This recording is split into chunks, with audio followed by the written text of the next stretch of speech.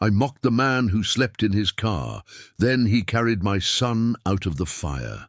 The crackle was a whisper at first, a hungry hiss from the garage, then a roaring beast devouring the humid night. My heart hammered against my ribs, a frantic drum against the inferno that was swallowing everything I'd built. Smoke, thick and acrid, clawed at my throat, burning my eyes as I stumbled backward, the heat a physical blow. "Leo! Leo!" My voice was a raw, useless screech against the growing cacophony of breaking glass and splintering wood. The front door was a raging mouth of orange and black, impossible to approach. Panic, cold and sharp, pierced through the adrenaline. My son was still inside. I stood there, paralyzed, watching my life turn to ash. Neighbors were spilling onto the street, their faces illuminated by the demonic glow, some shouting, some already on their phones. But none of them were moving. None of them were doing anything but watching, and then through the shimmering heat haze, a figure emerged from the shadows of a beat-up sedan parked a few houses down. It was him. He was a shadow, a stain on the perfect suburban tapestry I meticulously wove.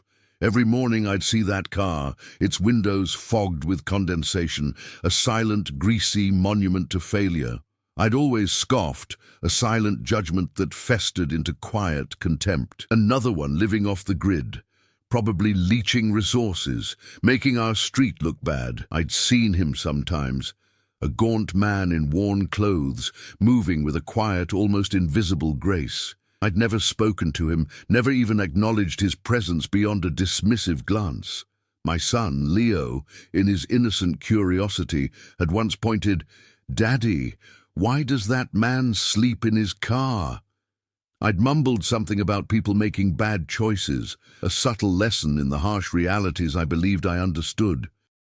I'd even made sure Leo never lingered near the car, never made eye contact. He was a problem, an eyesore, a living embodiment of everything I feared becoming, everything I worked so hard to rise above. I'd even called the city once, anonymously, complaining about an abandoned vehicle, hoping to have him moved along. He was a nuisance, nothing more. Now, in the inferno's glare, he moved with an unexpected speed, a focused intensity that cut through the chaos. He wasn't yelling, wasn't gawking. His eyes, usually downcast or hidden, were fixed on my burning house, on the second-story window of Leo's room. Even in my terror, a flicker of irritation sparked in my chest.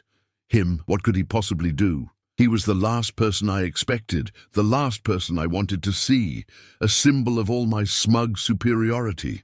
But then, he was already past me, a blur of faded denim and grim determination, heading straight for the side of the house, where the fire hadn't yet fully consumed the old oak tree that grew close to Leo's window. I watched, dumbfounded, as he scaled it with a shocking agility, his movements precise and unhesitating. The flames licked closer, paint blistering from the siding, but he didn't falter.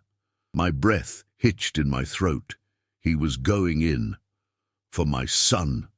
The man I had mocked, dismissed, and actively tried to remove from my sight was climbing into the mouth of hell.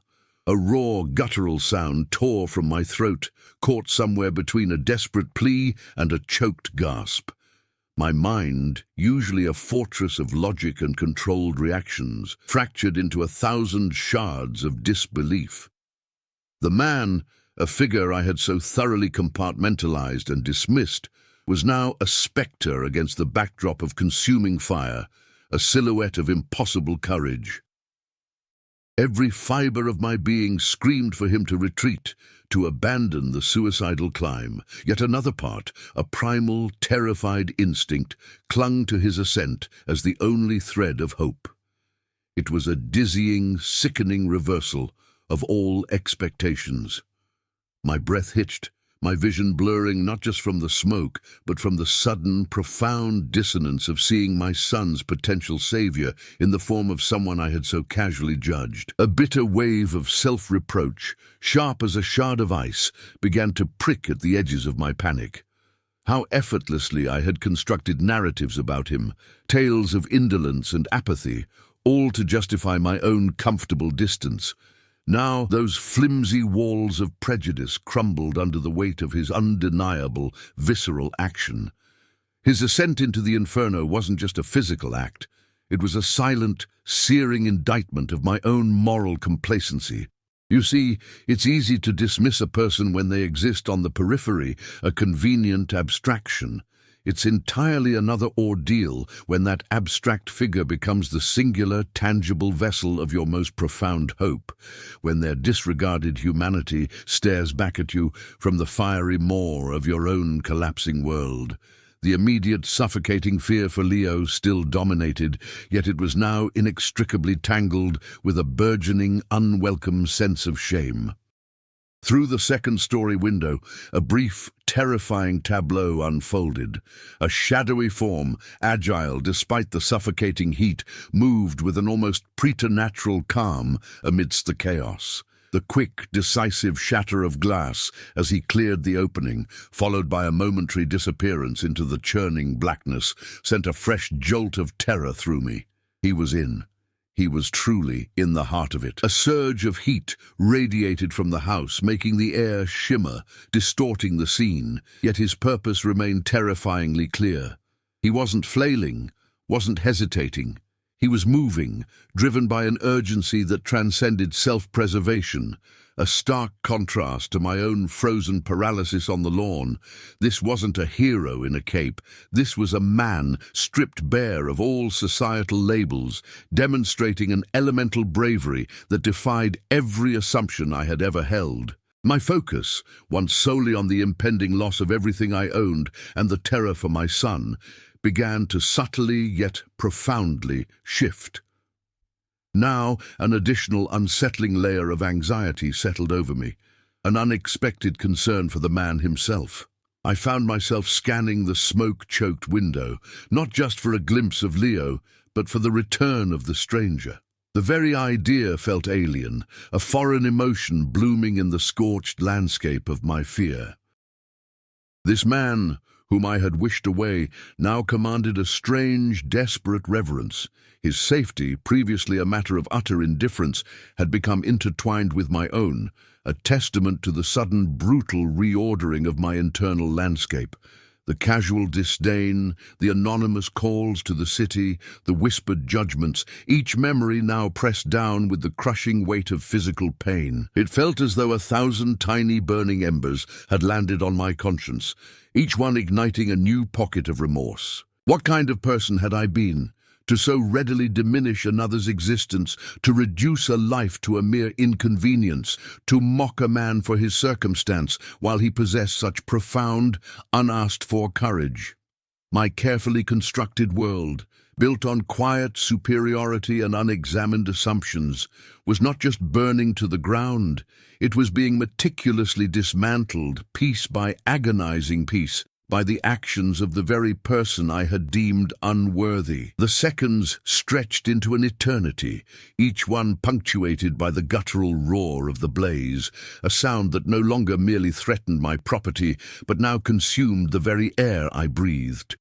The heat, relentless and suffocating, pressed in, yet a chill, colder than any winter wind, ran through my veins. My gaze remained fixed on that upstairs window, a gaping, fiery maw that had swallowed the man. The smoke, a thick, swirling curtain, pulsed with the inferno's breath, alternately obscuring and revealing the terrifying orange light within. Each flicker was a fresh stab of fear, not just for Leo, but for the man who had, without a moment's hesitation, stepped into that hell. A profound sense of impotence settled over me, a heavy cloak woven from my own previous arrogance. I stood on my manicured lawn, the very symbol of the life I had so diligently built, utterly useless, my hands empty, my voice hoarse. The sheer audacity of his act, the raw, uncalculated bravery, dwarfed every success I had ever prided myself on. All my carefully cultivated advantages, my financial security, my robust health, my social standing, meant absolutely nothing in the face of that consuming force. They were as insubstantial as the ash now raining down around me, while his single, selfless act resonated with a power that shook the foundations of my entire worldview. The collective murmur of the neighbors, once a comforting backdrop of community, now struck me as a symphony of inaction. They stood, like me, transfixed by the spectacle, their faces etched with horror, but none moved. Their fear, understandable though it was, seemed to mirror my own prior indifference, a silent testament to the ease with which we all observed, judged, and ultimately did nothing. The realization was a bitter pill. I had been one of them, perhaps even worse, actively pushing away the very person who now embodied the courage we all lacked. The irony was a scorching brand on my soul. As minutes crawled by, the fire's appetite growing more voracious, a different kind of memory surfaced, unbidden and unwelcome. I recalled a morning months ago, seeing him hunched over a flat tire on his sedan, struggling with a rusty jack. I had driven past slowly, my window up, a faint smirk playing on my lips, thinking of his predicament as merely another confirmation of his unfortunate existence. The image now burned with the heat of the flames, a vivid, excruciating reminder of my callousness. How simple it would have been to offer a hand, a spare tool, a moment of human connection. Instead, I had offered only judgment, a silent, damning verdict. The weight of that past dismissal pressed down on me, a physical ache in my chest. What unseen struggles had defined his days? What silent battles had he fought within the confines of that dented car, battles I had so readily, so smugly overlooked? His anonymity, which I had once found so convenient, now felt like a profound personal failure. He wasn't just the man who slept in his car. He was a person with a story, a resilience, and a capacity for heroism that I, in my blindness, had utterly failed to perceive. The fire wasn't just destroying my home, it was melting away the rigid, self-serving architecture of my own perception, exposing the raw, vulnerable core of my moral failings. Then, a flicker, a movement at the window, a shape, indistinct at first, then clearer. He was there, a silhouette framed by the angry orange glow, and in his arms, a small, still bundle. My son. A gasp tore from my throat, a sound of pure, unadulterated relief that was almost painful in its intensity. He moved slowly, deliberately, navigating the smoke, and then, with an economy of motion that spoke of incredible focus, he began his descent. Leo clutched tightly to his chest. The descent was a slow, agonizing ballet against the backdrop of consuming orange light, each careful step a testament to sheer will. Smoke, a living entity, billowed around them, obscuring and revealing, making the man and my son appear as apparitions clinging to the charred bark. My own feet felt rooted to the scorched earth, incapable of movement, my gaze locked onto the precarious journey. The world had narrowed to that single, terrifying focus. The fragile lifeline of a man I barely knew, carrying the most precious part of my existence. When his feet finally touched the ground, a collective exhalation rippled through the stunned onlookers. He didn't falter, didn't release his grip until he was directly in front of me, his face grimed with soot, his eyes red-rimmed but clear. Leo, wrapped in a blanket he must have grabbed, was still and silent, a small, precious weight. I reached out, my hands trembling violently, and took my son. His skin was warm, not hot, and a faint, smoky scent clung to his hair. He stirred, a soft whimper escaping his lips, and buried his face into my shoulder. The world, which had been a maelstrom of sound and heat, suddenly muted, softened by the feel of Leo's small body against mine. I looked at the man then, truly looked at him, for the first time. His clothes, already worn, were now singed and torn, a fresh burn blistering on his forearm. He swayed slightly, his chest heaving, but his gaze remained steady, fixed on Leo. No words passed between us. There was no need. The raw, unfiltered gratitude that choked my throat, making speech impossible, was met by a quiet understanding in his eyes. It wasn't a look of expectation or self-congratulation. Rather, it held a profound weariness, yet also a subtle, almost imperceptible relief. His hands, rough and calloused, hung loosely at his sides, now empty. A profound shift occurred within me, a seismic tremor that rearranged the landscape of my inner world. The carefully constructed edifice of my judgments, the silent criticisms, the dismissive assumptions, they all crumbled, reduced to dust by the sheer weight of his actions. This wasn't just about my son's rescue, it was about the demolition of my own arrogance, a brutal, undeniable confrontation with the chasm between my perception and the stark, undeniable reality of his character. Every sneer, every thought of inconvenience, every anonymous complaint now felt like a searing brand of shame. The man wasn't a problem. He was a solution, a vessel of courage, a testament to an intrinsic human value I had so willfully ignored. The heat from the house continued to rage, a constant reminder of the destructive power of fire, yet the coldness that had resided within me, the icy detachment I harbored for others, began to melt. In its place bloomed an unfamiliar warmth, a humbling recognition of shared humanity. This was the true reward of the ordeal, not merely Leo's safety, though that was paramount, but the shattering of my own self-imposed blindness. The elixir he had unknowingly brought from the heart of the inferno was empathy, a bitter draught at first, but one that promised profound healing. He turned then, a silent acknowledgement of the moment's passing, and began to walk away, back towards the shadows from which he had emerged. His steps were slow, heavy, the exhaustion finally claiming him. But something in his posture was different, not just the physical toll of his ordeal, but a quiet dignity, a silent declaration that required no fanfare. He had given everything, asked for nothing, and in doing so had irrevocably altered the trajectory of my understanding. The chaos of the fire still roared, but within me, a profound silence had fallen, a space now open for something entirely new to grow.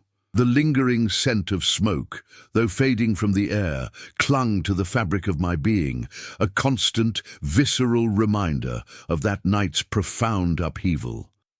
What began as a terrifying personal crisis, a literal conflagration consuming my physical world, had ignited an even more devastating, yet ultimately illuminating fire within. The raw, unfiltered terror for my son had, in an instant, stripped away the layers of comfortable self-deception and unexamined prejudice that I had so meticulously cultivated over years. It was as if a hidden mechanism within my own perception had been forcefully triggered, revealing the stark, undeniable truth behind the carefully constructed fictions I had used to define others, and by extension, myself.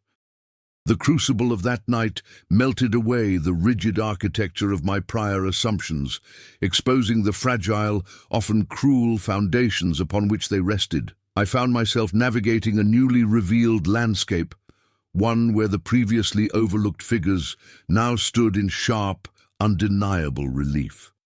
The silent language of unasked-for sacrifice had articulated a truth far more eloquent and devastating than any words could convey. It wasn't merely the act itself, but the sheer, unwavering humanity behind it, a beacon that pierced through the self-imposed darkness of my own judgment. This dramatic reordering of priorities, from the material to the profoundly human, was not a gentle awakening but a seismic shift, leaving behind a terrain irrevocably altered. This internal recalibration extended far beyond the immediate shock. It pulsed through the quiet moments that followed, echoing in the hushed aftermath, demanding a confrontation with the deeper implications of my past conduct. The ease with which I had once dismissed an entire life, reducing it to a mere inconvenient presence, now felt like a profound betrayal of a fundamental human trust. The very fabric of understanding, once so tightly woven with threads of status and superficiality, had begun to unravel, revealing the intricate, interconnected tapestry of shared existence beneath. It was a humbling descent from a perch of perceived superiority, a descent that paradoxically brought a clearer view of the world's true contours. The lingering embers of the fire, though no longer burning my home, continued to cast a different kind of illumination over my inner world. They highlighted the shadows where my empathy had once failed, illuminating the vast, unexplored territories of understanding I had willfully neglected. This wasn't a fleeting moment of remorse, but a persistent, almost physical sensation of having been profoundly out of sync with a deeper, more compassionate rhythm of life. The experience etched itself onto my consciousness, not as a story to be told, but as a new lens through which every future interaction, every quiet observation would now be filtered.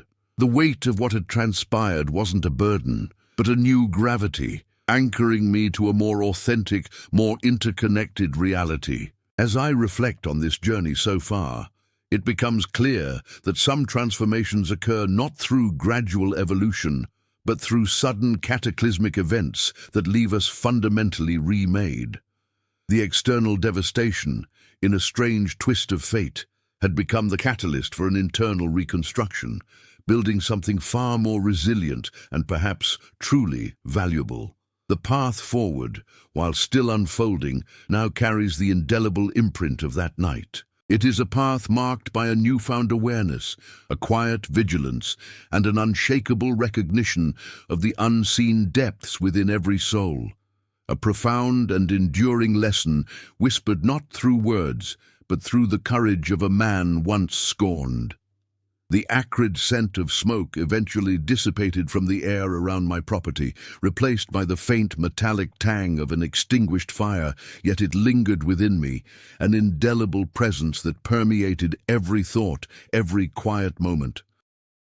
The physical scars on my home were stark, undeniable reminders of a night that had brutally reshaped my world, but the deeper, more profound alterations had occurred within, a silent, internal landscape irrevocably transformed. What had burned away was not merely wood and plaster, but the carefully constructed illusions of my own self-sufficiency and the rigid framework of my judgments. The inferno, in its destructive fury, had served as an unsparing crucible, stripping away the layers of indifference and unexamined prejudice, revealing a raw, vulnerable core of humanity I had long suppressed. This profound re-education was not a gentle unfolding, but a violent, necessary demolition.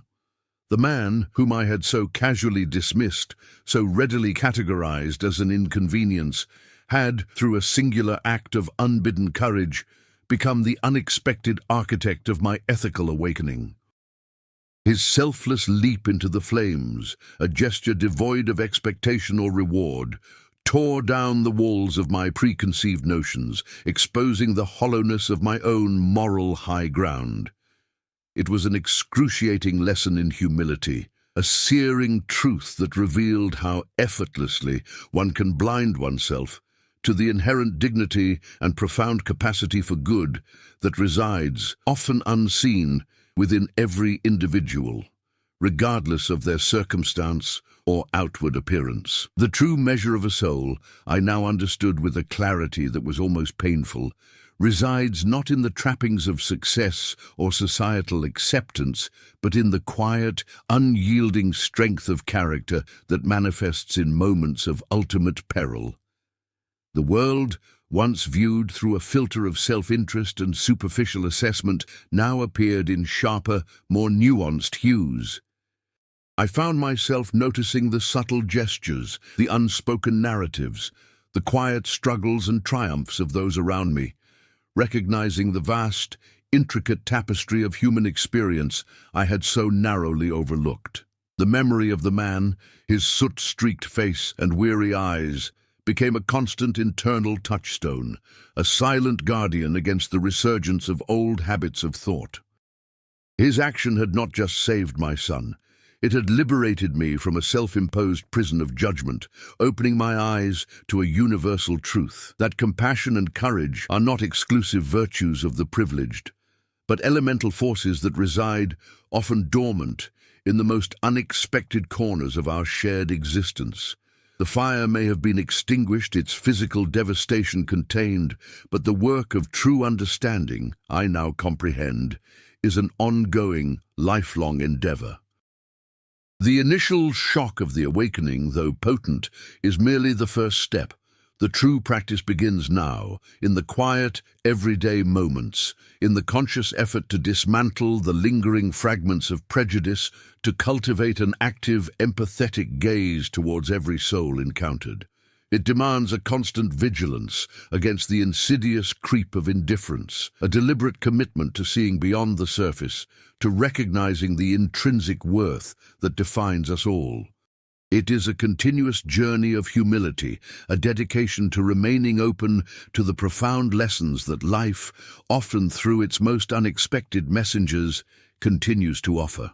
What remains is not merely gratitude, but a profound, almost sacred obligation to honor the silent courage of that night by carrying forward a deeper, more expansive understanding of humanity. To remember that true worth is often veiled, waiting to be recognized not by our judgments, but by the openness of our hearts. His whisper, unheard by my ears, echoes now within my very being, a profound, enduring testament to the transformative power of grace found in the most unlikely of